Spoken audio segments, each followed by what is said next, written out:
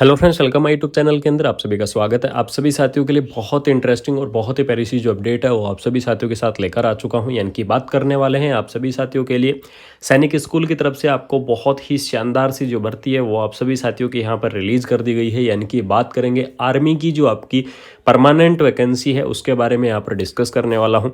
इसके अंदर आपको मैं सबसे पहले बता देता हूँ कि आपको यहाँ पर जो टीचर की वैकेंसी है वो भी आपको देखने को मिल जाएगी। स्टाफ नर्स की वैकेंसी भी आपको देखने को मिलेगी। मेडिकल ऑफिसर की वैकेंसी भी आपको देखने को मिलेगी और इसी प्रकार आपको और भी काफ़ी अलग अलग कैटेगरी वाइज जो वैकेंसियां हैं वो आपको देखने को मिल जाएंगी। सभी वैकेंसियों के बारे में डिटेल में डिस्कस करूंगा, एक एक पोस्ट के बारे में डिटेल में आपको बताने वाला हूं, तो वीडियो के लास्ट तक आप जरूर से बने रहिएगा। यहाँ पर देख लीजिएगा, आपको नेम दिया गया है, पोस्ट एज लिमिट आपको दी गई है, एसेंशियल क्वालिफिकेशंस आपकी क्या रहेगी वो भी आपको यहाँ पर क्या की गई है, प्रोवाइड आपको करवाई गई है। ठीक है, इसके अंदर देख लीजिएगा, आपको मेडिकल ऑफिसर की जो पोस्ट है वो आपको देखने को मिल जाएगी और मेडिकल ऑफिसर की इस पोस्ट के अंदर जो आपकी एसेंशियल क्वालिफिकेशंस रहेगी वो आपकी रहेगी एमबीबीएस कैंडिडेट। यानी कि जिन्होंने एमबीबीएस कर रखा है वो कैंडिडेट क्या कर पाएंगे, इस वैकेंसीज को अप्लाई कर पाएंगे, इस भर्ती के लिए एलिजिबल्स रहेंगे। एज लिमिट आपको यहाँ पर 21 से लेकर और आपको 50 ईयर इसकी जो एज लिमिट है वो आपको यहाँ पर दी गई है। यानी कि आपकी ज़्यादा से ज़्यादा 50 साल तक के जो कैंडिडेट हैं वो इस वैकेंसीज को अप्लाई कर सकते हैं, वो इस भर्ती के लिए एलिजिबल्स रहेंगे। उसके बाद में आपको यहाँ पर पीजीटी की वैकेंसी यानी कि जो टीचर की वैकेंसी है वो भी आपको यहाँ पर क्या की गई है, प्रोवाइड आपको करवाई गई है। और टीचर की इस वैकेंसीज की अगर यहाँ पर मैं बात करूँ तो सबसे पहले एमएससी और बीएड आपके पास होना ज़रूरी है एसेंशियल क्वालिफिकेशन के अंदर।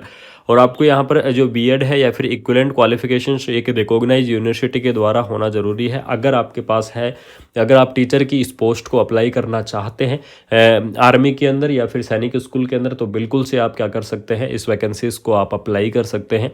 एज लिमिट की अगर यहाँ पर मैं बात करूँ तो इसकी जो एज लिमिट है वो आपको दी गई है 21 से 40 ईयर। आपको जो एज लिमिट है वो आपको यहाँ पर क्या की गई है, प्रोवाइड आपको करवाई गई है। ठीक है, यानी कि इसके अंदर भी आपको मिनिमम जो एज लिमिट है वो आपकी 21 ईयर दी गई है और जो मैक्सिमम एज लिमिट है वो आपके यहाँ पर 40 ईयर प्रोवाइड करवाई गई है। ठीक है, इसके अंदर अगर यहाँ पर मैं सैलरी की बात करूँ तो आपको देख लीजिएगा 47,000 आपको जो सैलरी है वो आपको यहाँ पर देखने को मिल जाएगी। उसके बाद में आप सबसे इंपॉर्टेंट पोस्ट नर्सिंग सिस्टर या आपकी जो स्टाफ नर्स की पोस्ट है वो आपको यहाँ पर देखने को मिल रही है। और स्टाफ नर्स की इस पोस्ट के अंदर अगर यहाँ पर मैं बात करूँ तो इसके अंदर एसेंशियल क्वालिफिकेशंस रहेगी नर्सिंग के अंदर डिग्री या फिर डिप्लोमा वाले जो कैंडिडेट है। ठीक है, यानी कि चाहे आपने नर्सिंग के अंदर क्या किया हुआ है, डिग्री किया हुआ है, या फिर आपने नर्सिंग के अंदर डिप्लोमा किया हुआ है।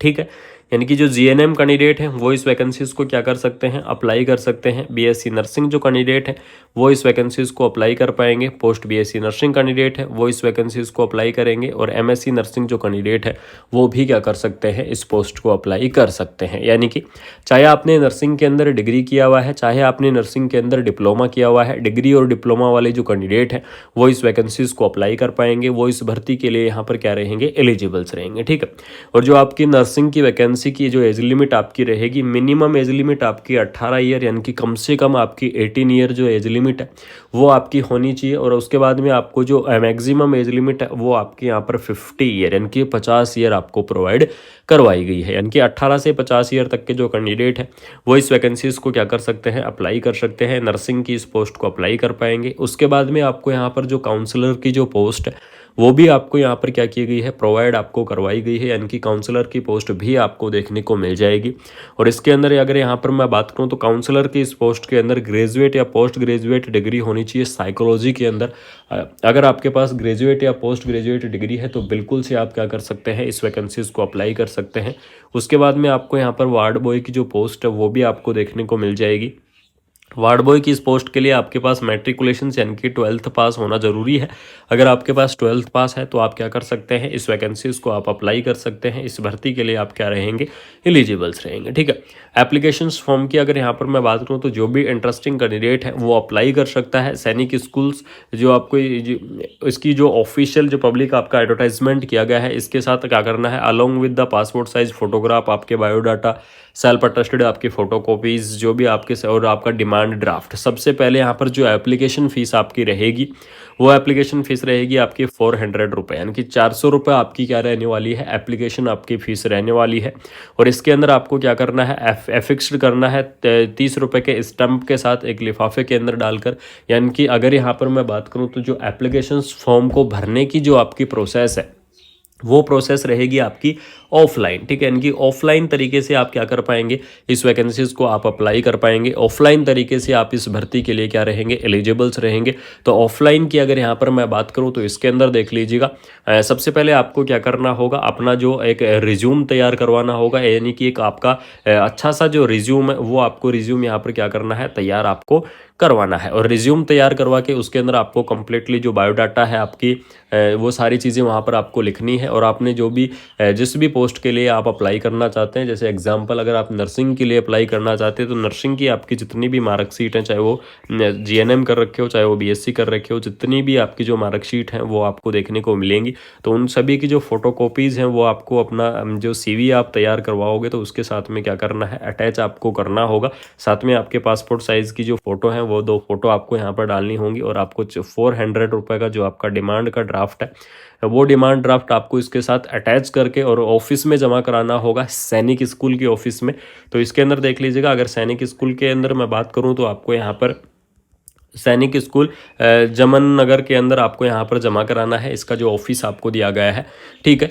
और जो आप जिससे इस वैकेंसीज़ के लिए सबसे इम्पोर्टेंट चीज़ यही है कि ये भर्ती आपकी ऑफलाइन तरीके से भराई जाएगी। और इसका जो सिलेक्शन रहेगा वो सिलेक्शन भी आपका किस आधार पर रहेगा, मेरिट के आधार पर रहेगा। यानी कि इसके अंदर आपका कोई भी जो कॉम्पिटिटिव आपका एग्ज़ाम है वो आपका नहीं होने वाला है। बिना कोई कॉम्पिटिटिव एग्ज़ाम की आपको जो भर्ती है वो आपको करवाई जाएगी। सिर्फ आपको क्या करना है, एप्लीकेशन फॉर्म को आपको फिलअप करना है। उसके बाद में आपका कोई भी जो कॉम्पिटिटिव एग्जाम है वो आपका नहीं होने वाला है। ये आपके लिए सबसे बड़ी अपडेट रहेगी। साथ में एप्लीकेशन फॉर्म का या फिर इससे अगर कोई आपको विजिट करना है तो इसकी जो ऑफिशियल वेबसाइट है वो ऑफिशियल वेबसाइट भी आपको दी गई है, बिल्कुल से आप क्या कर सकते हैं, विजिट कर सकते हैं। एप्लीकेशन फॉर्म का जो आपका फॉर्मेट है वो फॉर्मेट आपका इस प्रकार से रहेगा। अगर कोई इंटरेस्टिंग कैंडिडेट है और अगर आपको फॉर्मेट नहीं मिलता है तो डिस्क्रिप्शन के अंदर आपको व्हाट्सएप ग्रुप और टेलीग्राम ग्रुप दोनों के आपको लिंक दिए गए हैं, वहाँ से जाके आप ज्वाइन कर लो। और किसी कैंडिडेट को चाहिए तो बिल्कुल से वहाँ पर आपको ये देखने को मिल जाएगा, ये PDF आपको मैं वहाँ पर उपलब्ध करा दूंगा। तो वहाँ पर आपको जो एप्लीकेशन फॉर्म का जो फॉर्मेट है वो फॉर्मेट भी आपको वहाँ पर देखने को मिल जाएगा, ठीक है। ये फॉर्मेट देख लीजिएगा। इसके अंदर आपकी जो पर्सनल डिटेल्स है वो पर्सनल डिटेल्स आपको यहाँ पर क्या करनी है, फिलअप करनी है। उसके बाद में आपको जो पासपोर्ट साइज़ की जो फोटो है वो फोटो आपकी यहाँ पर लगानी है। उसके बाद में आपको पर्सनल डिटेल के बाद में आपकी एसेंशियल क्वालिफिकेशन भरनी है। और एसेंशियल क्वालिफिकेशन के अंदर अगर यहाँ पर मैं बात करूँ तो 10th 12th और आपने जिस भी कोर्स के लिए आप अप्लाई करना चाहते हैं वो बिल्कुल से यहाँ पर क्या कर सकते हैं, अप्लाई कर सकते हैं। लेकिन जो सबसे बड़ी अपडेट आपको बता दूं एक्सपीरियंस के बारे में, ठीक है। अगर आपने कहीं एक्सपीरियंस है आपके पास या फिर अगर आपने कहीं हॉस्पिटल के अंदर वर्क किया है, चाहे आपके पास 1 ईयर का एक्सपीरियंस है, चाहे आपके पास 2 ईयर का एक्सपीरियंस है, अगर आपके पास एक्सपीरियंस है और अगर आप लगाना चाहते हैं तो बिल्कुल से आप लगा सकते हैं। आपको प्रायोरिटी मिलेगी, आपको बेनिफिट मिलेगा। तो जिन कैंडिडेटों के पास एक्सपीरियंस है अपना एक्सपीरियंस जरूर से लगा दें, ठीक है। इस प्रकार से ये आपका फॉर्मेट दिया गया है। इस फॉर्मेट को आपको क्या करना है, तैयार करना है, सबमिशंस करना है और आपको जमा कराना है, ठीक है। ये आपके लिए कंप्लीटली इन्फॉर्मेशंस थी। आर्मी की तरफ से शानदार सी भर्ती आप सभी साथियों के लिए रिलीज कर दी गई है। लेकिन जो सबसे इंपॉर्टेंट अपडेट है इस भर्ती के अंदर वो आपकी ये है कि आपकी जो ये भर्ती है ये होगी आपकी मेरिट के आधार पर, ठीक है। यानी कि इसके अंदर आपका कोई भी जो कॉम्पिटिटिव एग्जाम है वो आपका नहीं होगा। बिना कोई कॉम्पिटिटिव एग्जाम की आपको जो भर्ती है वो आपको देखने को मिलेगी। तो ये आपके लिए क्या है, शानदार सी अपडेट, शानदार सी जो इन्फॉर्मेशन है वो आपको दी गई है। अगर आपको ये अपडेट अच्छी लगी, कुमार मनीष एजुकेशन चैनल की तरफ से अगर आपको इन्फॉर्मेशन अच्छी लगी तो आपको क्या करना है, वीडियो को अपने दोस्तों के अंदर ज़्यादा से ज़्यादा आपको शेयर कर देना है, ठीक है। इनकी वीडियो को ज़्यादा से ज़्यादा शेयर कर दो, वीडियो को ज़्यादा से ज़्यादा फैला दो। चैनल को सब्सक्राइब करके बेल आइकन को प्रेस कर लो। जिन साथियों ने अभी तक चैनल को सब्सक्राइब नहीं किया है तो उन साथियों को बता दो कि चैनल को सब्सक्राइब कर लो। आपको कंटिन्यू इन्फॉर्मेशंस मिलती रहेंगी, कंटिन्यू आपको अपडेट मिलती रहेंगी। बाकी मिलते हैं कोई नई अपडेट के साथ, कोई शानदार सी इन्फॉर्मेशन के साथ। तब तक आप सभी साथी ऐसे ही सपोर्ट और प्यार बनाए रखिएगा। जय हिंद, जय